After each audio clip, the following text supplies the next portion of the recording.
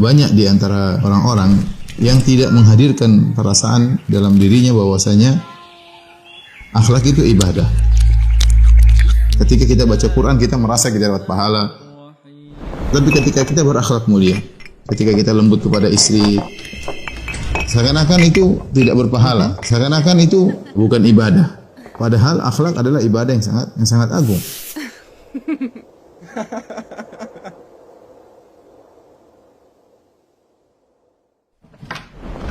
Urgensinya akhlak yang mulia. Yang pertama, akhlak adalah poin yang besar dalam syariat karena Allah memuji khusus tentang sisi akhlak Rasulullah sallallahu alaihi wasallam ya. Kalau Rasulullah memiliki akhlak yang sangat agung, maka tentunya kita umatnya berusaha meniru Rasulullah sallallahu alaihi wasallam. Yang kedua, Nabi sallallahu alaihi wasallam diutus untuk menyempurnakan akhlak. Seakan-akan agama ini tujuan utamanya adalah untuk memperbaiki akhlak. Ini menunjukkan bahwasanya akhlak dalam Islam memiliki porsi yang sangat besar.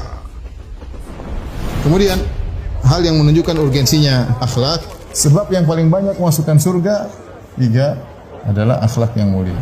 Ya, dalam suatu hadis dari Abu Hurairah radhiyallahu taala anhu, Nabi ditanya, apa sebab yang paling banyak memasukkan orang ke surga?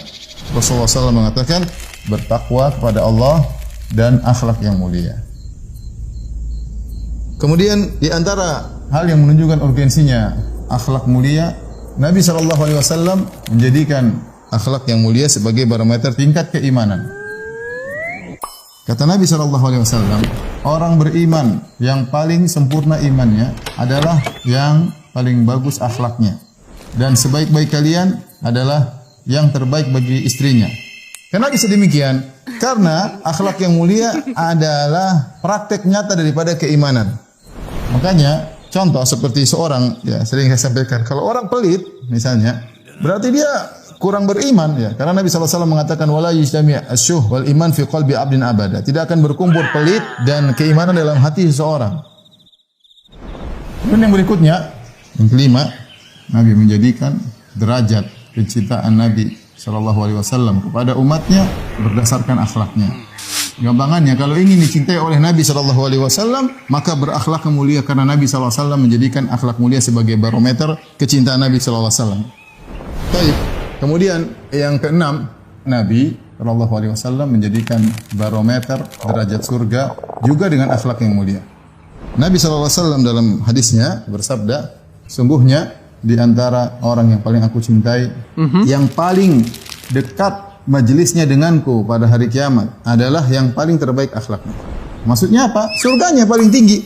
Semakin dia dekat dengan Nabi SAW, maka derajat surganya semakin tinggi. Semakin berakhlak mulia, maka derajat surganya semakin tinggi di sisi Allah Subhanahu wa taala.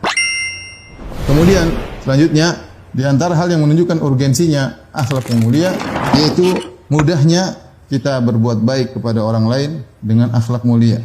Dalam hadis kata Nabi SAW, kalian tidak bisa meliputi atau memberikan harta kalian kepada banyak manusia. Akan tetapi bisa kalian memberi banyak orang dengan senyuman dan akhlak yang mulia. Maksudnya apa? Nabi ingin mengatakan kalian tidak bisa meliputi orang-orang dengan harta kalian. Kita mau sekaya apapun, setiap orang mau kita kasih bagi duit, ya uang kita akan habis. Kemudian susah, kita juga memberikan uang kepada orang tidak mudah karena kita memang dibuat secara naluri cinta kepada harta.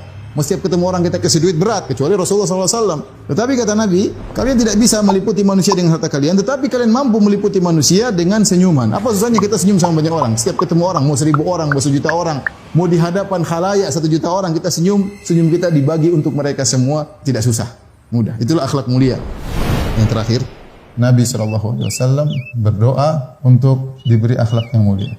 Allahumma ahsanta khalqi fa ahsin khuluqi. Ya Allah, sebagaimana Engkau telah memperindah penciptaanmu, yaitu tubuhku, badanku, parasku, fa ahsin khuluqi, maka indahkanlah akhlakku. Semua yang kita sebutkan tadi, ada sekitar 8 poin yang menunjukkan urgensinya akhlak yang mulia. Ini saya sengaja memaparkan satu demi satu, agar benar-benar menanamkan dalam diri kita bahwasanya akhlak mulia itu ibadah. Maka hati-hati dalam bertutur kata, hati-hati dalam menulis status, hati-hati dalam komentar, hati-hati dalam ketika berbicara, dalam bersikap, ya ini semua adalah akhlak yang mulia dan diperhatikan oleh syariat Islam. Kenapa saya ingin sampaikan ini? Karena dari sini kita tahu akhlak mulia bisa kita raih dengan dari sananya. Ada orang dari sana yang baik, Ada akhlak mulia kita bisa peroleh dengan perjuangan. Setelah kita belajar, kita benar-benar scan diri kita. Ini bikin daftar akhlak diri saya, periksa. Oh, saya suka merendahkan orang, saya suka suudzon, saya suka merendahkan istri, saya suka merendahkan suami. Banyak kalau kita mau periksa. Kita kalau meriksa orang gampang, orang itu begini gampang. Periksa diri kita. Sekali-sekali scan diri kita. Kalau Anda nggak mampu scan, suruh istri scan diri Anda. Sayang, tolong scan diri akhlak saya. Oh, suami baru keluarlah istri, karena Anda tuh begini suamiku. Oh, keluar semua, scannya teliti. Memang tidak semua perangai bisa berubah, tapi bisa berubah kalau orang berjuang bisa. Dari pelit jadi dermawan, dari penakut jadi pemberani. Bahkan Nabi memberikan pahala yang besar. Aku menjamin istana di surga bagian atas bagi orang yang memperbagus akhlaknya.